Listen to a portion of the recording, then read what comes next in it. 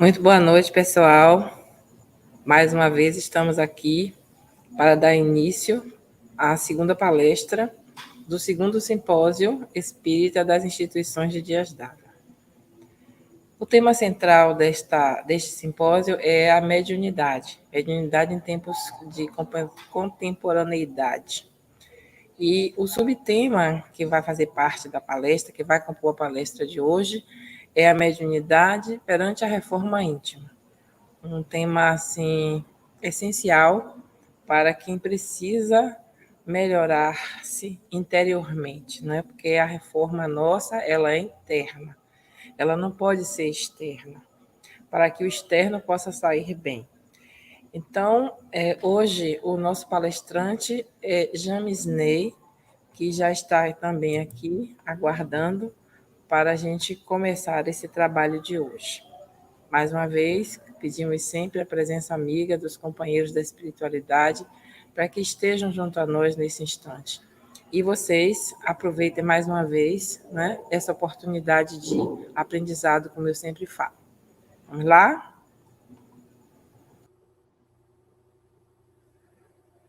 Muito boa noite, meus caros irmãos, minhas caras irmãs do movimento espírita de Dias D'Ávila e adjacência, nesse segundo simpósio espírita, e que tem como tema central, né, a mediunidade em tempos da contemporaneidade.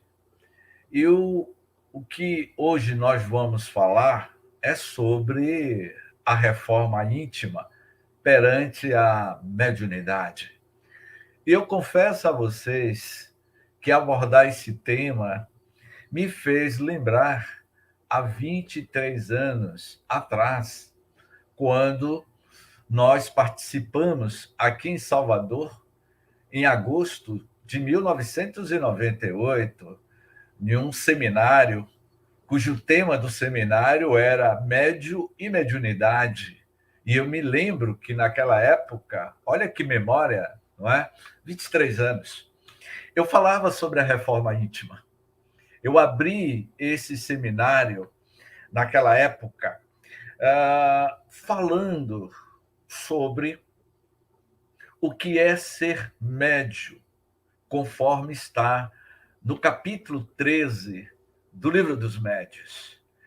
E eu tive um cuidado muito especial de resgatar aquele meu texto que na época foi datilografado em 98 e que eu falava sobre o tema que nós vamos desenvolver hoje, a reforma íntima perante a mediunidade. E eu inicio falando sobre a questão 159, item 159 do Livro dos Médiuns, que diz o seguinte: toda pessoa que sente a influência dos espíritos em qualquer grau de intensidade é médium. Essa faculdade é inerente ao homem. Por isso mesmo, não constitui privilégio e são raras as pessoas que não a possuem, pelo menos em estado rudimentar.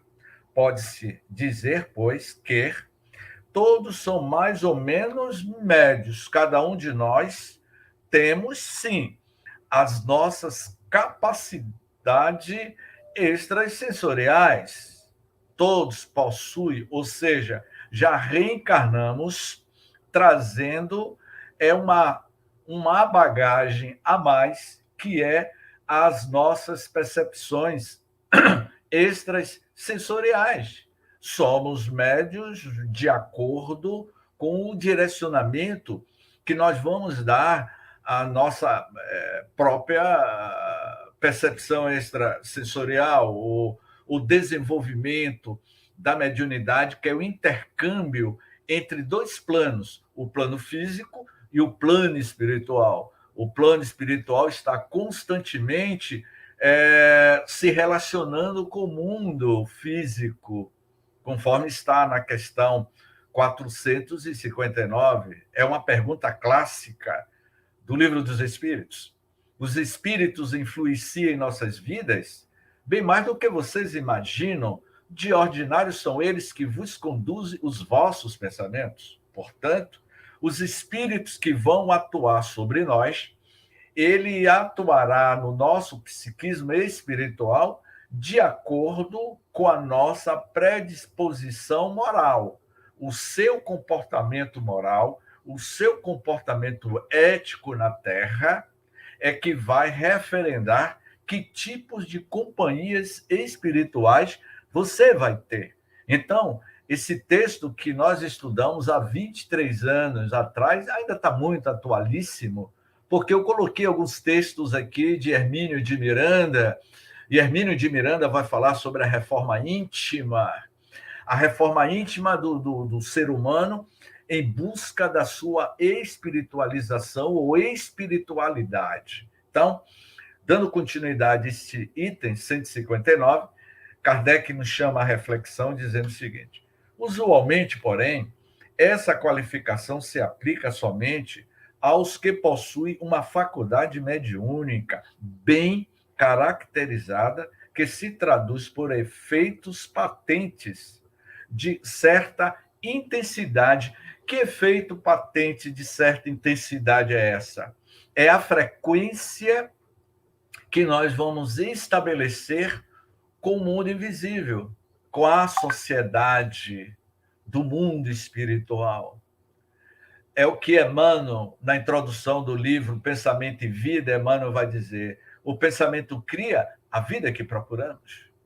Então, é o pensamento que vai estabelecer que tipo de padrão mental você vai se conectar com os espíritos que estão constantemente nos influenciando, para o bem ou para o mal.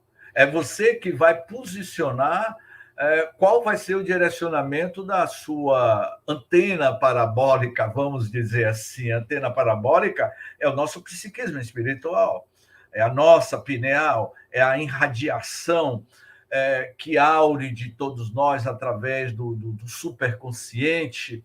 Os espíritos se identificam conosco, não é pela nossa aparência física, absolutamente que não. Os espíritos se identificam conosco pelo nosso psiquismo espiritual, pela a aura, pela luminosidade que cada um de nós nos identificamos no mundo espiritual.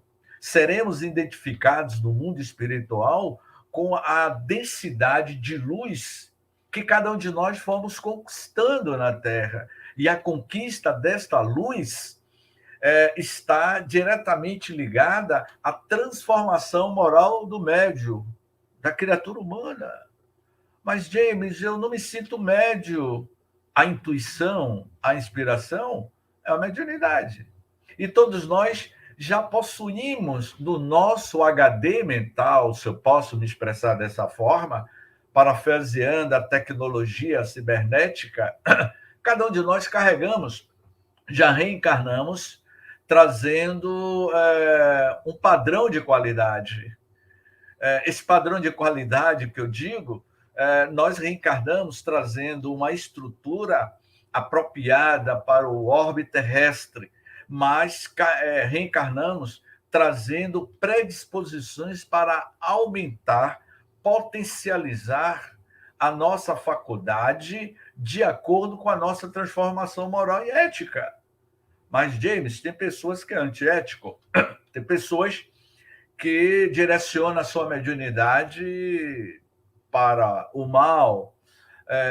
Tem pessoas que são médios e que usam a mediunidade e que a sua mediunidade é joguete de espíritos mistificadores.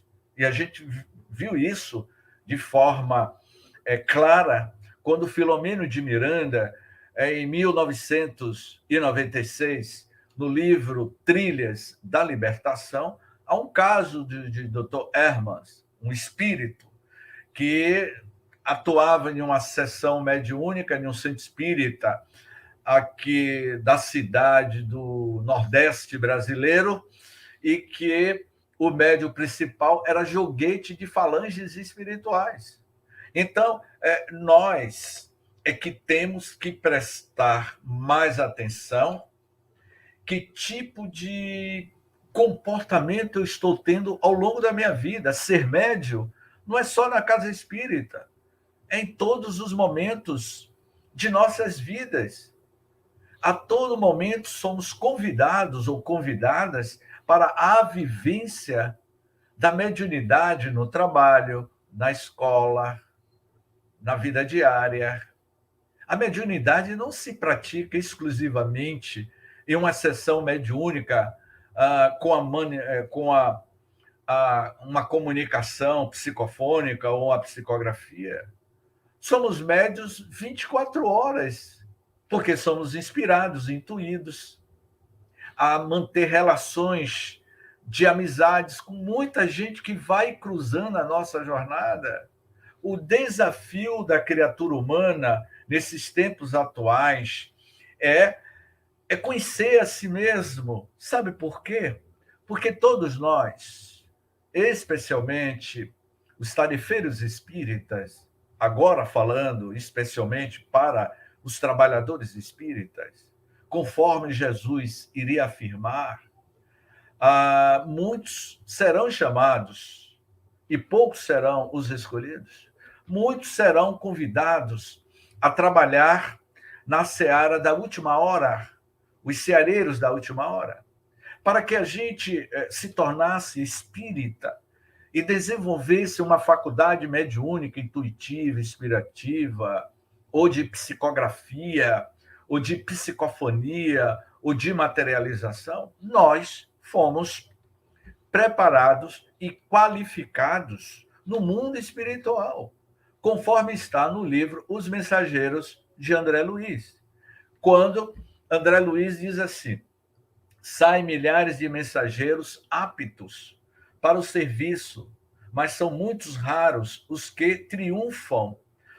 Alguns conseguem execução parcial da tarefa, outros muitos fracassam de todos. Ou seja, muitos vai tombando ao longo do tempo, porque não suporta as tentações, não é? As provas que iremos passar. O serviço legítimo não é fantasia, vai dizendo André Luiz no livro Os Mensageiros. É esforço sem o qual a obra não pode aparecer nem prevalecer. Longas fileiras de médios e doutrinadores para o mundo carnal partem daqui com as necessárias instruções. Ou seja, a minha amiga Vera Peixoto, Brunelli, os companheiros do Bezerra de Menezes e quem está nos ouvindo na live, cada um de nós recebemos treinamentos, qualificações. Não nos tornamos médios de uma hora para outra. Essa faculdade foi preparada, qualificada antes da nossa reencarnação. Então, no mundo espiritual, recebemos orientações e foi alertado. Veja lá o que você vai fazer com a sua mediunidade quando você estiver no corpo físico, porque estar no corpo físico reencarnado traz uma nuvem do esquecimento. Quando o espírito reencarna, ele praticamente esquece parcialmente os projetos, os planejamentos que foram elaborados com o seu mentor espiritual antes de reencarnar. Então, a mensagem de André Luiz nos chama a atenção nesse sentido de que nós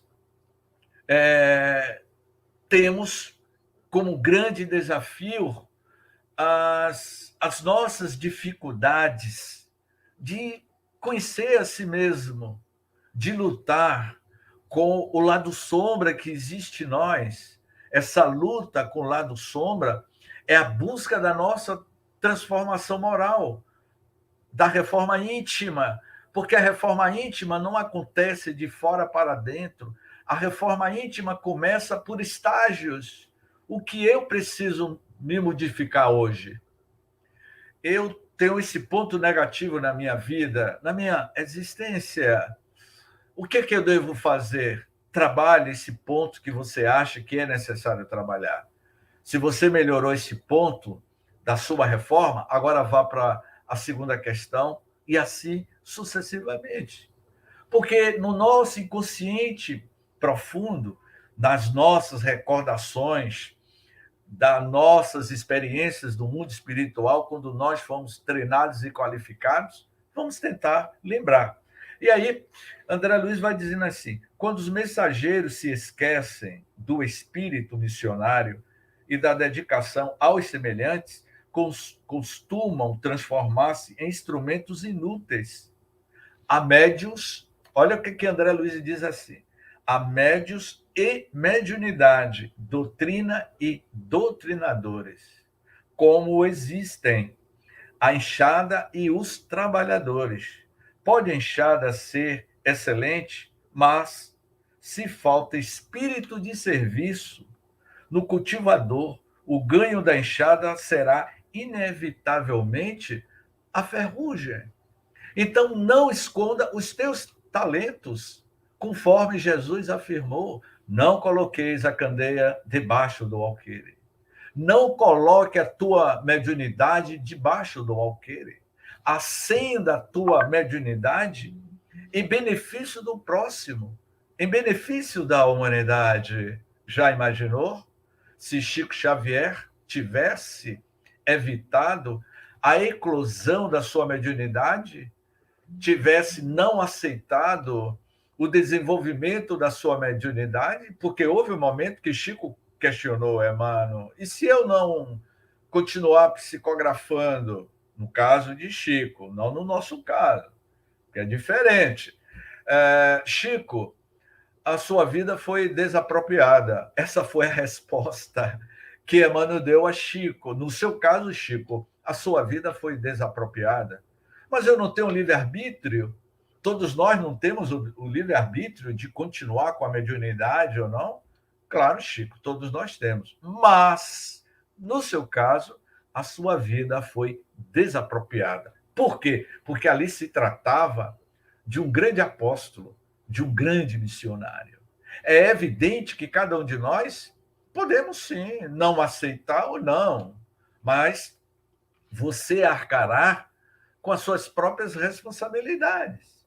Então, quando nós, dentro dessas reflexões, falamos sobre a conduta do médium, a conduta, a postura do médium, qual é esta conduta que o nosso querido Hermínio Corrêa de Miranda nos chama a atenção no seu clássico sobre a mediunidade de Regina, que é tratado no livro Diversidade do Carisma. O Hermínio de Miranda é o autor daquela obra clássica, Diálogo com as Sombras, e tantos outros livros que o Hermínio de Miranda produziu sobre o mandato mediúnico. Ele vai dizer que o médium, por mais superior que seja a sua assistência espiritual, não deve desamparar da própria vigilância, ou seja, ele deve estar constantemente vigilante diante da sua postura, lembrando sempre de que é uma criatura humana, sujeita, por isso, a oscilações vibratórias, a pensamentos e desejos inadequados. Nós somos criaturas humanas. Eu publiquei no meu canal, eu posso mandar para a Vera Peixoto depois, eu dei uma aula onde eu falava sobre a pineal, a glândula pineal, a mediunidade e a sexualidade. A questão da sexualidade, mediunidade pineal. E eu falava sobre como Chico Xavier Edivaldo superou a sua questão da sexualidade, direcionando esta energia para o campo mediúnico, para o desenvolvimento da mediunidade. Então, todos nós somos indivíduos que podemos falhar na nossa missão. Como eu falei anteriormente, do livro Os Mensageiros, fomos preparados.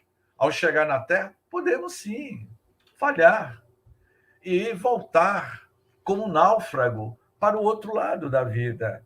Então, quando Hermínio de Miranda, falando sobre a conduta, a ética, a reforma íntima do médium, ele vai dizer assim, um dos trechos que eu tirei do livro Diversidade dos Carismas, que ele diz assim, que os médiuns são pessoas de sensibilidades mais aguçadas, sabemos todos. Todos nós temos uma certa sensibilidade, não é? Ou não seriam médios. É por isso mesmo mais sensíveis também à crítica, especialmente quando injusta, grosseira ou mal formulada. É imperioso, contudo, distinguir entre sensibilidade e melindre. A gente tem que ter esse cuidado, porque tem um companheiro na nossa casa que vai nos chamar a atenção, fulano, você, como médio, deve evitar determinados tipos de postura, etc, etc. A gente deve ter um certo cuidado. Eu me lembro que, em uma das nossas palestras, no GEPEC, em Lauro de Freitas, há mais de 20 anos que eu faço palestra no GEPEC, em Lauro de Freitas. Até que um dia teve um evento no parque de exposição, era aquela festa da festa da pecuária, no parque de exposição aqui em Salvador. E eu estava acompanhado de meu irmão, minha cunhada e meu sobrinho. E meu irmão, ele gosta de comprar licor. E aí eu entrei em um espaço que vendia licor, muito licor, e as pessoas estavam lá fazendo degustação. E ao entrar neste stand, tinha uma moça muito simpática na recepção, trabalhando neste stand. E meu irmão ficou sentado à mesa, eu acompanhando ele tomando o licor dele, tomando a cachaçinha dele, que ele gostava disso naquela época, hoje não mais. E eu fiquei sentado na mesa tomando água mineral, era o que eu tomava. E aquela moça muito simpática na entrada da recepção, de vez em quando eu percebia que ela olhava para mim e soltava um sorriso. E meu irmão iria dizer, James, aquela moça está sorrindo para você. Eu disse, não sei, ela simpatizou comigo. Quando nós estávamos saindo do stand, ela me parou e disse assim, o senhor está completamente diferente. Eu já assisti inúmeras palestras do senhor no GEPEC. O senhor, quando vai para o GEPEC, está todo arrumado socialmente. Eu adoro suas palestras, principalmente quando você fala sobre reforma íntima. Aí eu fiquei pensando comigo mesmo, você já pensou se eu estivesse ali naquele lugar, bebendo e tomando todas? Claro que eu não sou contra quem bebe. A doutrina espírita não proíbe nada, mas lhe convida a usar o bom senso. Se você é um médium, se você se torna uma pessoa pública e que você prega pelo exemplo, o primeiro exemplo é você mesmo. Era o que eu falava com Vera e com Brunelli nos bastidores, que esta pandemia está convidando a todos a olhar para si mesmo, não olhar para o outro. Preste mais atenção no seu comportamento. Como é que está sendo a sua ação, a sua atitude nesses tempos de pandemias, nessa situação em que todos nós estamos vivenciando.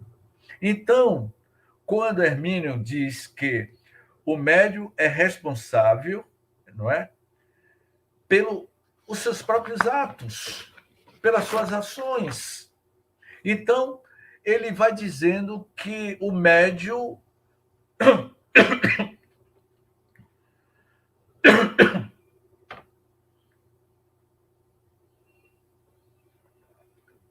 desculpa. O médium pode ser equilibrado, ter boa conduta e boa moral. Contudo, será apenas um médium, na acepção comum, se não incorporar a sua individualidade, valores conquistáveis ao preço de perseverantes sacrifícios através dos séculos ou milênios sem conta, mandato mediúnico, porto de chegada de todos os obreiros da seara mediúnica. Exige condições especialíssimas, tais como... E olha que eu escrevi isso há 23 anos atrás. O médium precisa desenvolver bondade, descrição, discernimento, perseverança e sacrifício. E qual foi a lição que Emmanuel ensinou a Chico? Disciplina, disciplina, disciplina. Então, desenvolva a bondade, o discernimento, a perseverança, o sacrifício. Não é fácil estar nessa posição em que todos nós nos encontramos. Mandato mediúnico, como diz a mensagem diz aqui, na acepção comum, não se incorpora a sua individualidade de uma hora para outra. São conquistas paulatinas, esforços perseverantes. Quer ver um exemplo? Peço licença a vocês, porque eu sou médium de psicofonia. Há muitos anos, teve uma época que eu morei com minha mãe após a desencarnação de meu pai. E quando eu chegava em casa, eu morava com minha mãe naquela época, eu já fazia palestra, já era conhecido. E minha mãe chegava na porta do meu quarto, minha amiga Vera, que está nos ouvindo aí nos bastidores, e ela dizia: boa noite, James. Você chegou e não falou comigo? Eu disse: boa noite, minha mãe. Você tem algum problema? Eu disse: eu não tenho nenhum problema, não, minha mãe. Porque mãe é um negócio sério. Mãe conhece quando o filho está com algum problema. Mas ela chegava na porta do quarto e ficava me questionando. E nesse dia eu não estava muito bem. É natural, você não está bem. Eu disse: minha mãe, hoje eu não estou muito bem, eu não quero conversar. Aí eu falei alto com ela. E quando eu aumentei a voz com ela, ela se aborreceu. Ela começou a se aborrecer. É dessa forma que você me trata, James? Foi isso que seu pai lhe ensinou? Foi isso que eu lhe ensinei? Agora que eu fiquei viúva, você está aumentando a voz comigo? Ah, quer dizer que quando você está fazendo palestra nos centros espíritas, você fala dessa forma? Você, quando está fazendo as suas palestras, você fala mansinho, você fala de amor, de caridade, de respeito para com os pais. Agora, aqui dentro de casa, está me tratando dessa forma? Meus amigos, minhas amigas, eu ouvi isso de Dona Vanilda, que hoje ela está com 82 anos.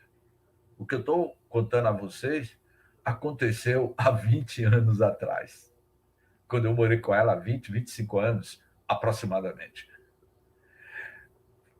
Você tem duas máscaras. É assim que o Espiritismo ensina?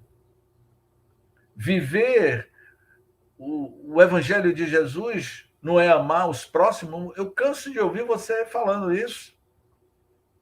Aí eu fiquei mais aborrecido porque ela pegou no nosso ponto fraco que eu precisava mudar. E quando alguém fala a verdade, lhe incomoda. E se algo está lhe incomodando, é porque você precisa mudar naquele ponto. É o início do seu processo para a sua transformação moral, para a sua reforma íntima interior. E aí foi que eu fiquei mais aborrecido. Um certo dia, eu fui realizar mais uma das nossas palestras no Humberto de Campos. E nesse dia, coincidentemente, algo raríssimo, minha mãe, aparecer para assistir uma palestra no Humberto de Campos. Coincidentemente, ela foi assistir a minha palestra. E já tinha 15 dias que eu estava sem falar com Dona Vanilda dentro de casa. Olha que coisa.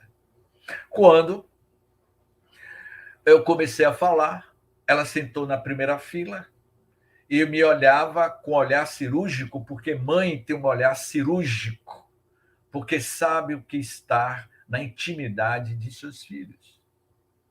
E aí eu disse, pronto que minha mãe veio me desmascarar perante os companheiros do Humberto de Campos. Quando terminou a palestra, ela disse que queria conversar com o presidente do Centro Espírita. E aí eu imaginei que ela iria me entregar, iria dizer que eu era um espírita que tinha um comportamento no Centro Espírita de uma forma e dentro de casa eu tinha outra. O que é que a senhora quer falar com o presidente? Eu quero conversar com ele. Eles conversaram, quando ela saiu, eu dei carona a ela e eu perguntei à minha mãe, o que foi que a senhora falou? Olha, meu filho, você acha que eu iria falar para o presidente a forma como você me tratou dentro de casa? Você precisa aprender mais o Evangelho de Jesus. Isso aconteceu há 25 anos atrás. São essas sinalizações que nos convidam às nossas mudanças.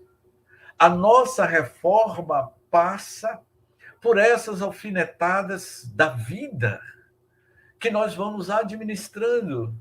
Então, o médium, quando busca o seu equilíbrio interior, ele vai desenvolvendo gradativamente a bondade. A bondade não eclode de uma hora para outra.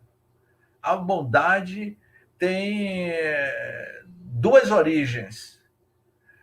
A bondade você herda de vidas passadas, que você já vinha desenvolvendo essa virtude.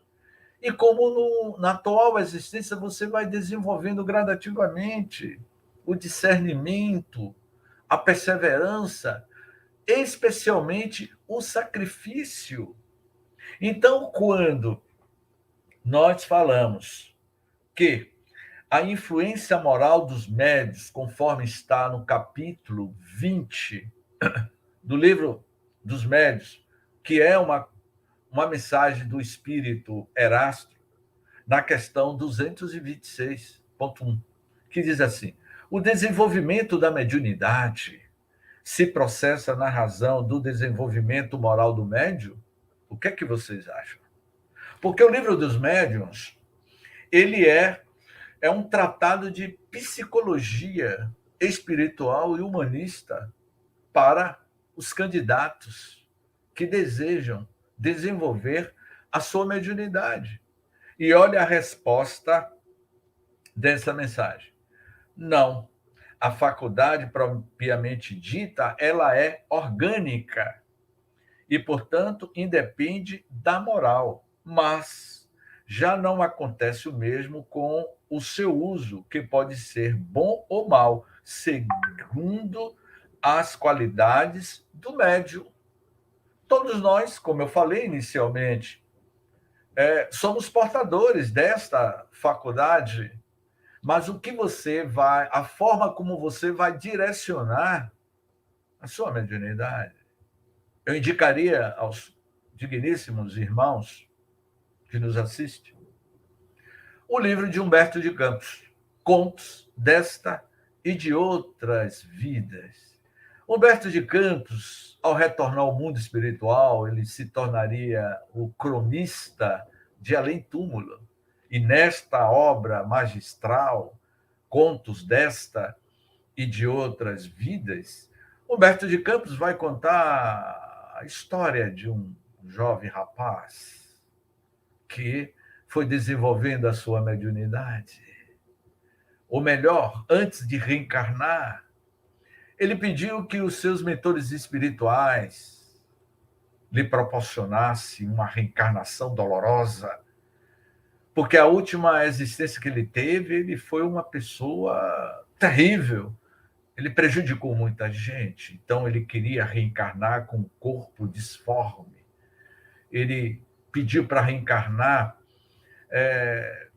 totalmente de extrema pobreza e com limitações mentais. Mas os mentores espirituais lhe disseram: não, você vai reencarnar. Você errou muito no passado. E para você corrigir os seus erros equivocados, você não vai reencarnar em um corpo demente, de um doente mental. Você vai reencarnar e vai se tornar médium. Aos 18 anos, 17 anos, a sua mediunidade vai eclodir, a mediunidade de cura, a mediunidade de recetista, que era algo muito comum nas primeiras décadas do século XX. E ele aceitou, agradeceu.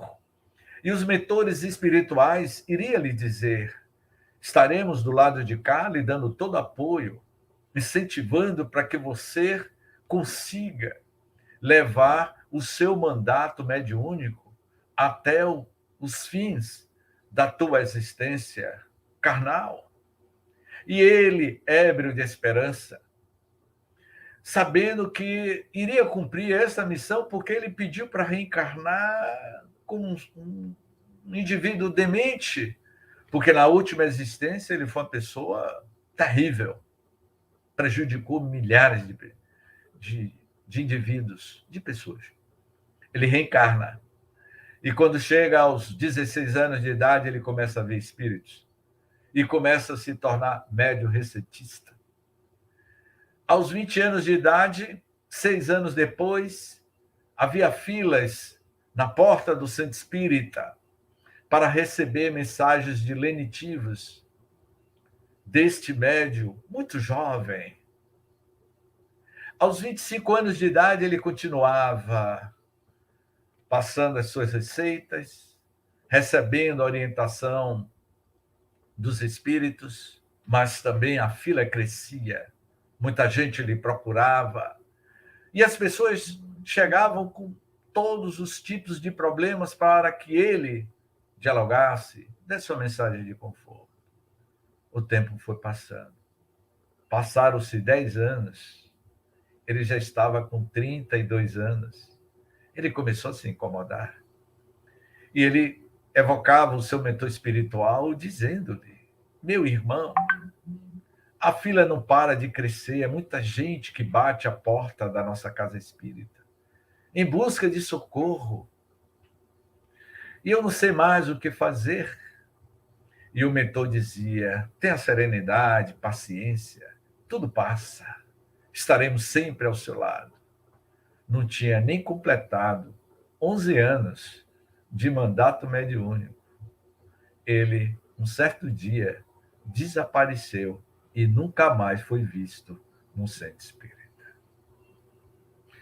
Ele negou, se evadiu do compromisso que ele assumiu com os espíritos, conforme André Luiz, no livro Os Mensageiros, fala que muitos de nós fracassamos, porque a influência do mundo material, as ilusões voláteis que nós hoje estamos vivendo em uma sociedade volátil.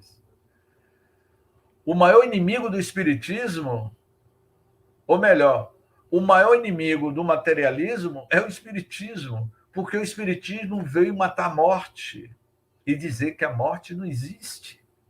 E este médium que pediu para reencarnar em um corpo disforme, demente, não suportou. Ser médium é compromisso assumido pelas esferas superiores, para que a gente, meus queridos irmãos, não venha a ser um forte candidato a ser paciente no reformatório do Sanatório Esperança, de Eurípides Passanufo, que Filomeno de Miranda nunca tinha imaginado que no mundo espiritual ele encontraria um hospital exclusivamente para atender os espíritas fracassados, especialmente no que se diz respeito à questão da reforma íntima. E Filomeno de Miranda, visitando o Sanatório Esperança, ao lado de Eurípides, e Eurípides lhe relata: construímos este hospital para resgatar as almas enfermas que morejaram nas hostes espíritas, nas casas espíritas, e muitos que saíram daqui antes de reencarnar, ébrio de esperança, falando de grandes hosanas, mas quando mergulha no corpo físico, o véu do esquecimento, ele esquece provisoriamente dos compromissos que assumiram. E hoje, o grande desafio que existe para os médiuns na Terra é a sua disciplina mental.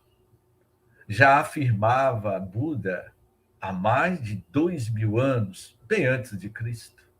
Siddhartha Gautama, que é conhecido como Buda, ele dizia, né, o mundo é o que nós pensamos. O pensamento cria o mundo em que nós estamos vivendo. Estamos vivendo hoje, meus queridos irmãos, momentos delicados. Estamos dando os nossos testemunhos de fé. A noite escura da alma, como afirmava João da Cruz, no século XV,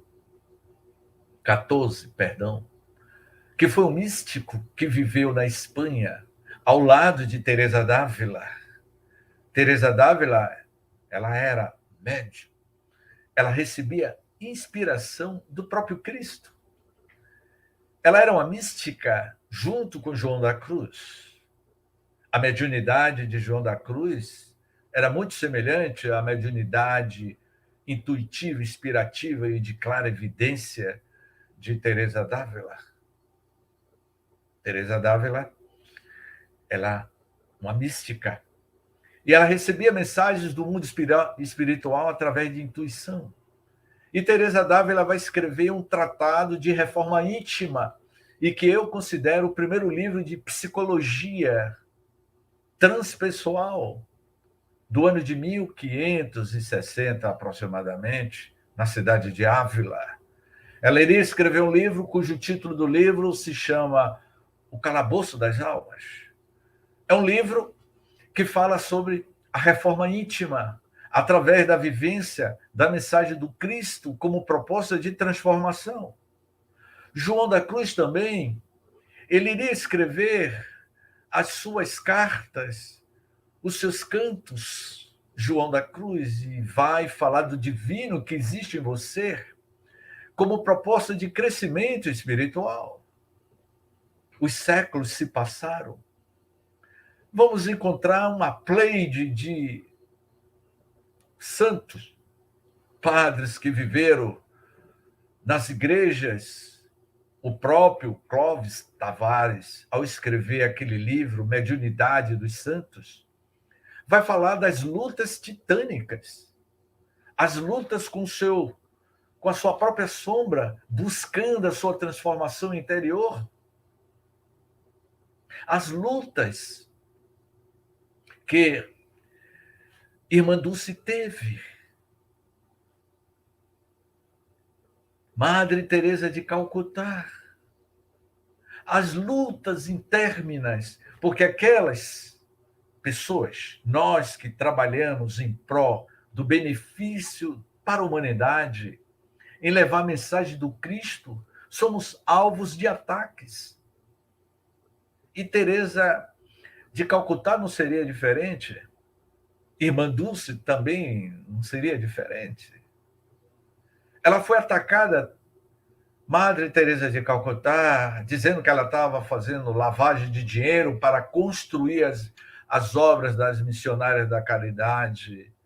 E ela, percebendo que muitas empresas estavam querendo ajudá-la para lavagem de dinheiro naquela época, e ela começou a perceber isso.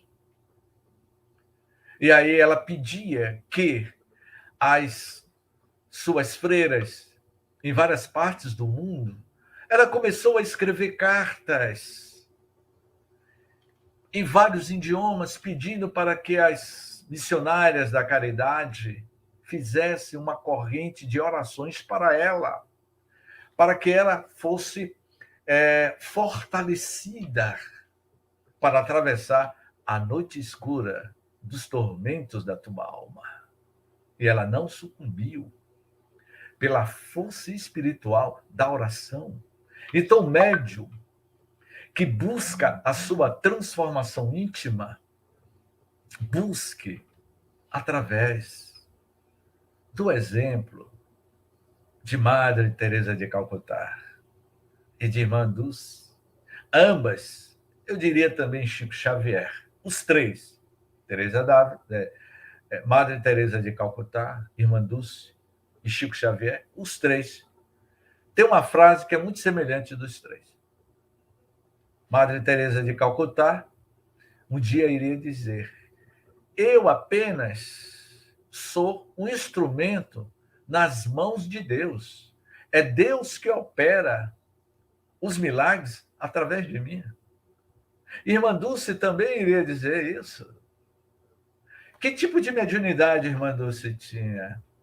Uma diversidade de mediunidades. A mediunidade da multiplicação dos pães, no sentido figurado, porque ela não tinha nada e de repente aparecia muitas coisas.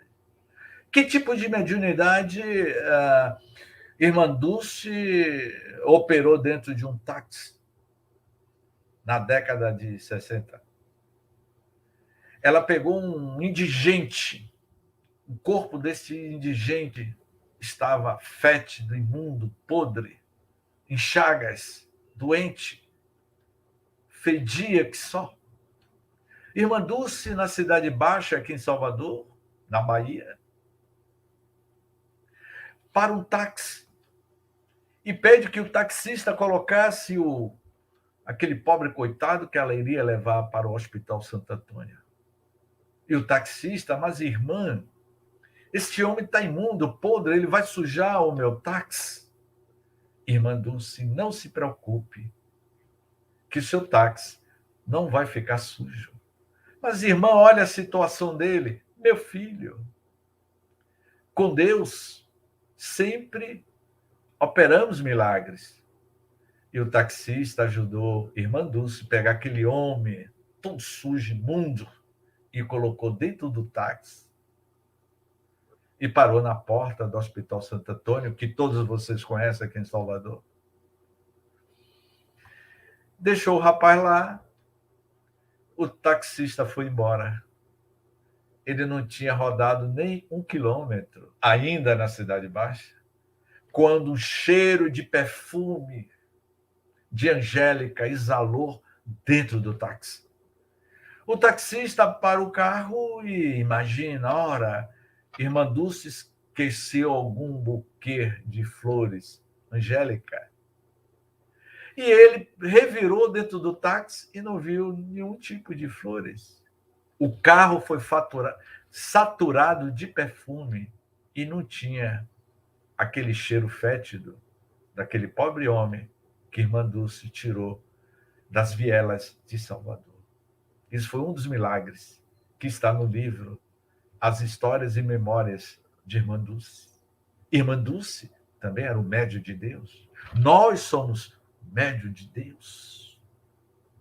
Deus opera milagres quando nós estendemos as nossas mãos terapêuticas para ajudar os menos necessitados. E para que você possa se tornar um instrumento mais adequado, mude a sua frequência. Mudar a frequência é mudar os seus padrões mentais, a forma de pensar, de agir e de ser. É evidente que o médium, ele é um indivíduo falível. Todos nós podemos se equivocar, mas todos nós recebemos a divina misericórdia desses benfeitores que estão sempre nos inspirando, nos orientando. Ser médium é essa luta constante em conhecer a si mesmo, como foi escrito lá no Templo de Delfos. Homem, conhece a ti mesmo. Conhecendo a ti mesmo, conhecerás o universo e conhecerá os deuses.